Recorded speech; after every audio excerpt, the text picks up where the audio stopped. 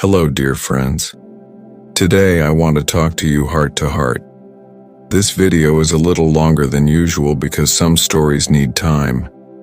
And this one is about you, about your life, your heart, your hopes after 60. Whether you're 60, 70, or 90, I want to walk with you through this journey. A journey of living fully, loving yourself deeply, and embracing each new chapter of life. I know that getting older comes with changes, some expected, some that catch us by surprise. But with every year comes something beautiful: wisdom, resilience, and grace. So if you've ever asked yourself, am I too old to start again? Can I still find happiness, meaning, or joy? Or even, what now? Then this message is for you. Let's start with the truth. Chapter 1. You are still becoming. One of the biggest lies society tells us is that our best years are behind us. That after a certain age, we're meant to shrink, our dreams, our voices, our presence. But I've come to believe the exact opposite is true. You are still becoming. Yes, your body may feel different. You may not run upstairs like you once did. You may forget names sometimes or wake up with a few more aches. But your spirit? Your spirit has never been wiser. You've seen loss and healing. You've watched the world change. You've survived things others might not understand. And here you are, still breathing, still hoping, still reaching for light. This is not the end. This is the next chapter. Chapter 2. Letting go of the shoulds. One of the biggest gifts we can give ourselves after 60 is the permission to let go of the word should. I should look younger. I should be doing more. I should be stronger, healthier, busier. No, my friend. At this point in life, you get to decide what matters. You've carried enough burdens. Now is the time to set them down. Imagine waking up tomorrow with nothing to prove to anyone. Not your family, not society, not even your younger self. What would you do? Would you sit by the window longer? Would you write that story you've been thinking about for years? Would you wear that red lipstick or finally start painting? Let go of the shoulds that weigh you down. You don't owe anyone a performance. You owe yourself peace. Chapter 3. The power of small joys. When I was younger, I thought happiness came in grand events. Big promotions, perfect holidays, big parties. But now, I've learned that true joy comes quietly. It shows up in the smell of coffee in the morning, in hearing your grandchild's laugh, in sitting on the porch as the sun goes down. I started keeping a little notebook. Every day, I write down one joy. One day it was, found a warm pair of socks I forgot I had. Another day, saw a butterfly land on the railing. Small joys keep us anchored. They remind us that beauty is still all around us. We just have to look. If you feel lost or dull or disconnected, start there. Start with noticing one beautiful thing a day. Write it down. Speak it out loud. Let it fill you up. Chapter 4. Reconnecting with yourself. You've spent years taking care of others, raising children, helping loved ones, working jobs, cooking meals, cleaning houses. So many of us have forgotten who we are beneath the roles we play. Who are you when no one is watching? What makes you feel alive?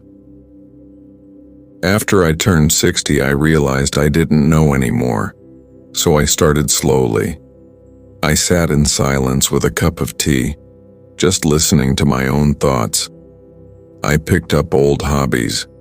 I even tried new ones, like watercolor painting, though I was absolutely terrible at it. And you know what?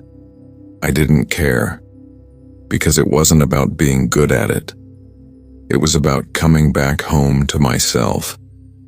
Maybe for you, it's music, or gardening, or reading, or writing letters, whatever it is. Find that thing that is just for you, something that has no purpose other than to make you feel whole again. Chapter 5. Loving your changing body. Now let's talk about something tender, your body. The truth is, our bodies change. Skin softens, hair thins, joints ache. It can feel like loss. And that's okay to acknowledge. But your body is not your enemy. Your body is your story. These hands have held babies. These feet have walked miles. This heart has beat through joy and grief. You do not need to hide. You do not need to apologize. Stand in front of the mirror and say, "Thank you. Thank you for carrying me all these years. Thank you for showing up every day. I may not look like I used to, but I've never been stronger. And guess what? Beauty doesn't have an age limit. Confidence doesn't expire. Style doesn't retire. So wear what makes you feel fabulous. Smile at your reflection. Walk like you belong, because you do." Chapter 6. Rewriting your story. At 60, 70, or 80, you still have the power to rewrite your story. Maybe you spent your whole life putting others first. Maybe you've been through heartbreak, betrayal, or loss. Maybe you've faced illness or loneliness or regret. But every morning, you get to choose who you want to be now. You can start over. You can let go of old anger. You can forgive yourself for past mistakes. You can try again. It's not too late to call someone you miss. It's not too late to learn something new.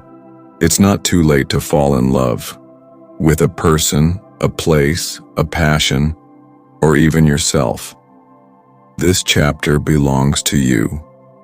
Write it boldly. Chapter 7. Who's in your circle? After a certain age, we start realizing something very important.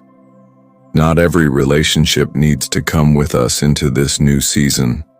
Some people gave us memories, some gave us lessons, and some gave us pain. And that's okay, because now you have the power to choose peace. I want you to think about your circle, your friends, family, even the people you interact with online. Do they make you feel seen? Do they lift you up even just a little? Do they listen when you speak? If the answer is no, you don't have to keep giving them space in your life. Choose people who celebrate your growth. People who make room for your stories. People who love the current version of you, not just the past version they remember. You don't need a big circle, just a kind one. Chapter 8. Build a gentle routine. Routines aren't just for children, they're for us too. You don't need a strict schedule, but you do need rhythm, something that gives your days shape and your heart some rest. Here's mine, just as an example. Wake up slowly, no alarm, just light and breath. A warm drink and a quiet word of gratitude. A short walk if the weather is kind. Mid-morning reading, a chapter, a verse, a poem. Lunch that feeds, not just fills. An afternoon rest, or creative time. Evenings are slow, soft music, conversation, or silence. Bedtime with a lamp, a book, and a heart that isn't rushed. What would your gentle routine look like? It doesn't have to be productive. It just has to make you feel safe, steady, and whole. Chapter 9. The Gift of Saying No. Let's talk about boundaries. You are allowed to say no, even to your grown children, even to your oldest friends, even to your own inner critic. You don't have to attend every gathering. You don't have to explain every decision. You don't have to feel guilty for choosing rest. When you say no to something that drains you, you're actually saying yes to your own well-being. Let your no be soft and kind, but let it be clear. Protect your energy. You've spent your life giving. Now it's time to keep some of that care for yourself. Chapter 10. Navigating Loneliness. Let's be honest, sometimes aging brings loneliness. Friends move away, loved ones pass, our social circles shrink, and it hurts. There are mornings when silence feels too heavy, nights when you miss the warmth of someone sitting nearby. Even the sound of a familiar voice can feel like a miracle. If you feel that way, you're not alone. But you can gently move toward connection. Start with small things. Wave to your neighbor. Compliment someone in the grocery store. Join a book club or a walking group. Or simply call someone you haven't spoken to in a while. The world is full of people also craving connection. And sometimes the smallest effort opens the biggest doors. Chapter 11. Grieving with Grace. Loss is part of the journey, whether it's a partner, a parent, a pet, or even a dream that didn't come true. Grief isn't something you get over. It's something you learn to carry. Some days it feels light, like a soft memory that warms you. Other days it feels heavy, like a stone pressing on your chest. Let yourself feel all of it. The tears, the laughter that follows, the quiet moments of remembering. Grief is love that has nowhere to go. So let it move through you gently. Write a letter to the one you miss. Talk about them. Smile at a memory. And remember, grieving doesn't mean you're stuck. It means you love deeply. And love is never wasted. Chapter 12. The Joy of Purpose. Purpose doesn't retire when you do. It just changes form. Maybe you no longer wake up for a job, but you can still wake up for a reason. What gets you out of bed with hope? It might be helping others, volunteering at a shelter, or reading to children. It might be creating something, knitting, writing, painting. It might be tending your plants or calling a friend who's lonely. Purpose is anything that lights a little fire inside you. Something that reminds you, I still matter. My presence still counts. Your purpose doesn't have to be big. It just has to be true. Chapter 13. Letting yourself be loved. Somewhere along the way, many of us learned that love has conditions, that we have to earn it, that we're only lovable when we look a certain way or do certain things. But here's the truth. You are lovable now. Not once you lose weight. Not once you feel more confident. Right now, as you are. Whether it's romantic love, friendship, or spiritual love, you deserve to receive it. Let someone help you with the groceries. Let someone tell you you're beautiful and believe it. Let someone hold your hand if they offer. Don't close the door on love just because time has passed. Love isn't about age. It's about connection, and it's always possible.